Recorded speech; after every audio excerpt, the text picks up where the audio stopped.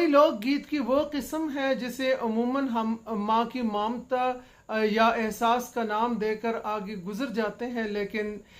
اس کی تہذیبی اور ثقافتی حوالوں پر شاید ہی کبھی کسی نے غور کیا ہو۔ ان مترنم مگر بے ربط، بے بہر اور اکثر اوقات بے معنی الفاظ میں ہمیں تہذیب در تہذیب ایک مشترکہ وراثت منتقل ہوتی ہوئی نظر آتی ہے۔ لوری کتنی قدیم ہے یا اس کا آغاز کب ہوا؟ یوں تو اندازوں کے مطابق کہا جاتا ہے کہ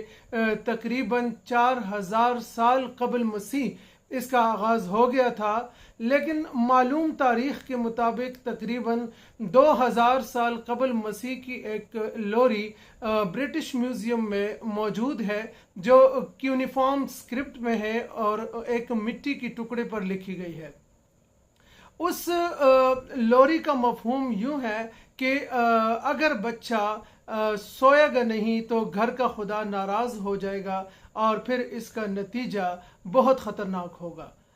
بظاہر اس لوری میں بچے کو خدا سے ڈرانے کی بات ہے، لیکن در پردہ اگر دیکھیں تو اس لوری میں خدا کی ذات کی اہمیت اور اس سے محبت کا احساس بھی موجود ہے۔ اسی طرح اگر ہم مغربی کینیا کے قبائل کے ہاں لوریوں کی روایت دیکھیں تو وہاں کی کچھ لوریوں میں واقعتاً بچوں کو ڈراتے ہوئے وہ لوگ نظر آتے ہیں۔ مثلا ایک لوری کا مفہوم ہے کہ اگر بچے کو وہ مخاطب کر کے کہتے ہیں کہ اگر تم سو گے نہیں تو لگڑ بگڑ آ کے تمہیں کھا جائے گا۔ اسی طرح ایک اور لوری ہے جس کا مفہوم ہے کہ اگر تم شور شرابہ کرو گے تو بدروحیں جاگ جائیں گی اور وہ تمہیں نقصان پہنچا دیں گے۔ تو ہمارے ہاں جو اردو میں لوری کا ایک تصور ہے تو اس کے اندر ایک ملائمت ہے، ایک نرمی ہے، ایک گداز پن ہے جو ترنم کے ساتھ ماں اپنے بچے کو سناتے ہیں، اور یہ ایک طرح سے ماں اور بیٹے کے درمیان وہ مکالمہ ہے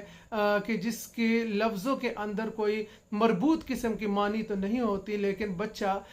ان الفاظ کی وجہ سے اپنے آپ کو زیادہ محفوظ محسوس کرتا ہے۔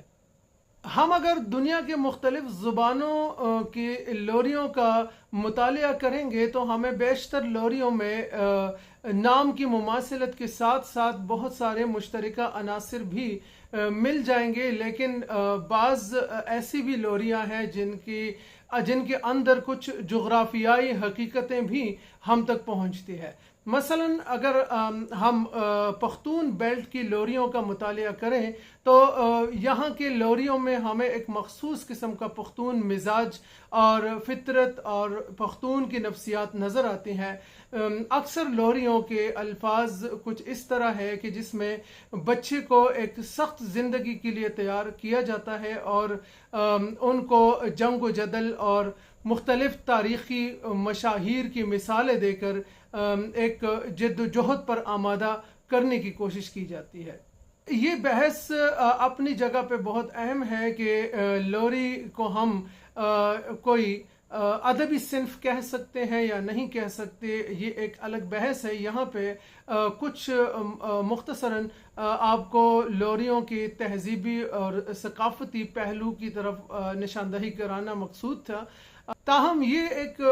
مرکزی نقطہ جسے ہم لوریوں کے لیے، جیسے افسانے میں وحدت تاثر ہوتا ہے، ایک وحدت اگر ہم ان تمام لوریوں میں دیکھیں تو وہ اس کا میٹھا سر ہوتا ہے۔ اسی طرح اگر ہم بر صغیر کی لوریوں کو دیکھیں تو اس میں بھی جو مذہبی عناصر ہے اس کا ہمیں غلبہ نظر آتا ہے۔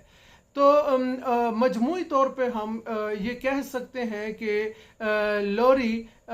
بظاہر تو ایک ادبی صنف نظر نہیں آتی، کیونکہ اس کے لیے کوئی مجموعی طور پہ یا حتمی طور پہ کچھ اصول اور ضابطے مقرر نہیں کیے گئے، لیکن اس کے باوجود ہم دیکھتے ہیں کہ یہ ایک اس کے اندر بڑے مضبوط تہذیبی اور ثقافتی حوالے موجود ہیں، اس لیے ان لوریوں کو ہم بے مقصد نہیں کہہ سکتے۔